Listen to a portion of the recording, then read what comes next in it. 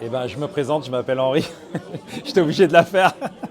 Je m'appelle Philippe, Philippe Moy.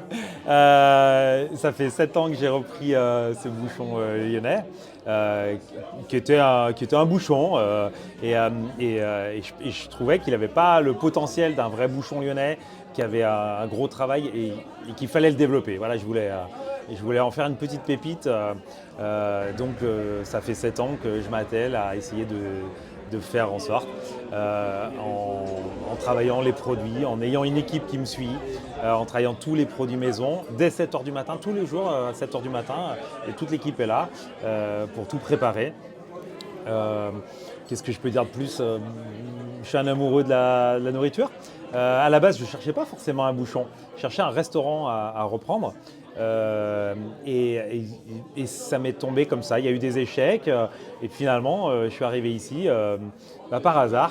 Ça a été voilà, la révélation. Moi, je suis petit-fils d'épicier, donc c'était dans son jus. Donc ça me parlait. Mon grand-père avait une épicerie fine à Enay, donc il y avait les produits Fauchon, il y avait des étagères en bois avec des vieilles bouteilles. Voilà, donc tout ça m'a plu quand je suis rentré ici. Je me dis, mais c'est exactement ça. Voilà, je repars dans mon enfance quand j'avais 16 ans et j'allais les aider. Donc ça m'a plu. Donc en fait, c'est des gens qui vont s'arrêter pour faire une pause de déjeuner et ils veulent se détendre. Et donc on va les prendre en charge dès l'ouverture de la porte. On va les accueillir, on va les mettre à l'aise, on va les installer à une table, qui se sentent bien. S'ils ont la possibilité, ils pourront choisir une autre table, mais souvent non, ils vont manger avec des voisins parce qu'on n'a pas le choix. Donc c'est ça. Et puis après, il y a une carte qui est proposée. Donc la moitié de la carte est traditionnelle, parce qu'on a quand même des gens qui viennent tous les jours ici. Et l'autre moitié qui est complètement bouchon. Donc vous avez des gens qui vont toucher aux lyonnaiseries une fois par semaine, ou d'autres qui vont venir que de temps en temps, une fois par semaine, et ils viennent que pour ça, évidemment. Euh, Moi, évidemment, ça m'éclate plus de lancer des lyonnaiseries, de balancer des tripes, des tabliers de sapeur ou de la tête de veau. On fait une superbe tête de veau. Voilà, ça, c'est kiffant parce que les gens, on sait qu'ils viennent vraiment pour ça. Ils viennent pour se détendre, pour se faire plaisir. Et ça me fait plaisir d'amener l'assiette dans le restaurant quand ils me demandent ça. Qu'est-ce que ça représente, le prix Florent dessus? Le prix Florent dessus, c'est incroyable parce que je pensais pas qu'un jour on pourrait me proposer ça. C'est c'est juste hallucinant. Même si mes clients au quotidien me disent, mais voilà, on est bien, c'est vraiment super. On a beaucoup de, de félicitations au quotidien, mais là, ça dépasse tout parce que là, on est en train de nous dire, bah voilà, tu fais partie des bons bouchons. Tu as fait, en fait, t'as fait ce qu'il fallait, tu en es un, tu es un vrai bouchon lyonnais. Bah c'est, voilà, qu'est-ce qu'on peut dire waouh, je suis fier. Les 4G, c'est quoi là? Les 4G, alors c'est pas les 4G, hein, la vraie signification, c'est Niolu, Grand Gognan et autres gones.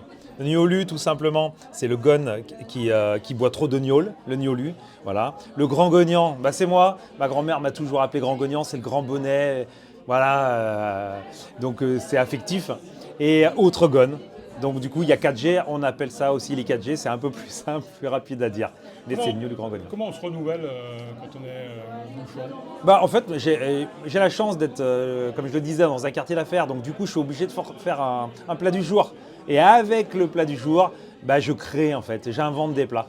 Donc, je le disais tout à l'heure, la fameuse bouillabresse, ce qui est une bouillabaisse avec du poulet de Bresse, donc une bouillabaisse de volaille. Le gigot en croûte, qui est un gigot cuit et que je vais reconstituer dans un moule à pâté croûte, pour rappeler le pâté croûte. Et plein d'autres plats. Donc, en fait, c'est ça, tous les jours, en fait, va falloir sortir. Donc, il y a des plats beaucoup plus simples. Aujourd'hui, on avait un truc très simple. C'était un gratin de chou-fleur. Bon, avec du fromage, avec de la crème et avec une saucisse de Morteau. C'est très très simple. Mais les choses les plus simples, bien faites, sont les meilleures. Enfin voilà. Donc je fais des choses très très simples, mais j'essaye de les faire correctement. Et puis à côté, bah, je m'éclate de temps en temps avec des créations. Voilà. Quelques exemples alors, de plats traditionnels ici. La blanquette de Claudette, ma maman Claudette, donc qui sera demain à la carte. Donc la blanquette de Claudette, c'est vraiment le truc que je fais régulièrement. Le bœuf bourguignon à la pointe de chocolat. Oh là là, il y en a plein, du petit salé aux lentilles, je sais pas, il y a toute la carte de France qui passe, j'essaye. Euh, voilà. Être authentique bouchon lyonnais, ça peut aussi vouloir dire avoir une conscience un peu écologique. Alors c'est pas bouchon lyonnais, je pense que la restauration en elle-même doit se repositionner et faire attention. Moi, quand une assiette revient à la cuisine et n'est pas terminée, déjà ça me coûte de l'argent. Je vous expliquerai, mais je vais aller voir le client. Pourquoi? Qu'est-ce qui s'est passé? Il y en avait trop, pas assez. Donc déjà, faire des portions qui soient adéquates. Si la personne, si vous essayez de vendre une entrée, un plat et un dessert, si vous mettez des grosses portions, bah, déjà vous allez manger votre chiffre d'affaires. Donc déjà, économiquement, c'est pas rentable. Mais au-delà, il faut essayer de se rendre compte, à dire qui je vais servir. Et c'est vrai que de temps en temps, je m'interroge à qui va manger à cette table, et pour regarder les portions que je vais mettre.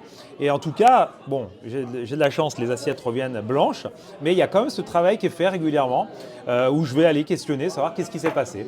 Et aujourd'hui, il faut savoir que depuis le 1er janvier, tous les déchets alimentaires de nos clients doivent être collectés et qui repartent dans un compost. C'est obligatoire et on paye pour ça. Donc le restaurateur aujourd'hui paye pour le compost de ce qui n'a pas été consommé. Donc c'est la rentabilité aussi qui est là. Donc voilà. Donc aujourd'hui, moi j'invite tous les restaurateurs à faire attention à ça parce que c'est notre devoir et à expliquer aussi. Quand vous n'allez pas finir les corbeilles de pain, ça représente beaucoup de corbeilles de pain à midi qui ne sont pas terminées, le pain il est coupé, il n'a rien demandé, il est propre, il est nickel. On va le couper, on va en faire des croûtons qui vont servir pour la salade lyonnaise. Et si le pain est un petit peu trop dur, on va le transformer en chapelure et on va s'en servir pour faire des tabliers de sapeur. Voilà, on ne va rien perdre. Voilà, si on veut faire une bisque de crevettes ou un risotto de crevettes, on va récupérer les crevettes et la carcasse, on va s'en servir pour faire la bisque de crevettes.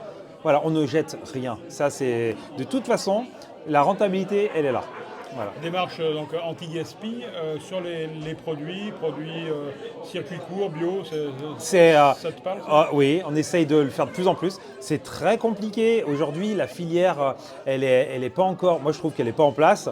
On achète des fruits et légumes tous les jours, hein. C'est quand même des tonnes, c'est vraiment énorme, hein. Donc on n'a pas cette proposition de légumes bio, ça vient, mais doucement, trop doucement à mon goût. Et nous, on a des grosses quantités à traiter. On a le problème des poissons aussi, du saumon, des choses comme ça où moi je veux essayer de l'enlever, de le retirer, trouver des poissons qui soient plus écologiquement viables. Voilà. Mais c'est compliqué parce qu'on ne nous propose rien en face et les industriels sont là, vendent. Donc nous, on doit faire un gros effort à notre petit niveau pour essayer de changer les choses et emmener les gens avec nous. Voilà. Donc on essaye, de temps en temps, on change des produits et on invite nos clients à réfléchir sur pourquoi. Et en fait, ça marche aussi, hein. Donc il ne faut jamais reporter ça sur les autres aussi. Il faut essayer à notre niveau de le faire. Voilà. Être cuisinier, c'est aussi un petit peu réfléchir à son environnement, comment tu mènes ça? Bien sûr, l'environnement, les circuits courts, essayer de trouver la semaine dernière, j'ai un paysan qui m'a contacté par mail pour me proposer des légumes, tout simplement. Je dis pourquoi pas. Donc voilà, il faut être à l'affût. Alors c'est pas toujours facile, hein, parce que moi j'écris les menus une semaine à l'avance. On fait beaucoup de plats. Il y a une petite centaine de plats du jour tous les jours à faire, hein, en plus de tous les autres plats, parce qu'on a les boutiques à emporter aussi. Donc c'est compliqué, mais il faut s'y intéresser, il faut chercher, et voilà. Et puis éviter les cuissons basse température dans des sacs en plastique, hein, ça c'est pas possible. Ton rôle c'est quoi? C'est d'être un petit peu un patient de témoin, c'est ça?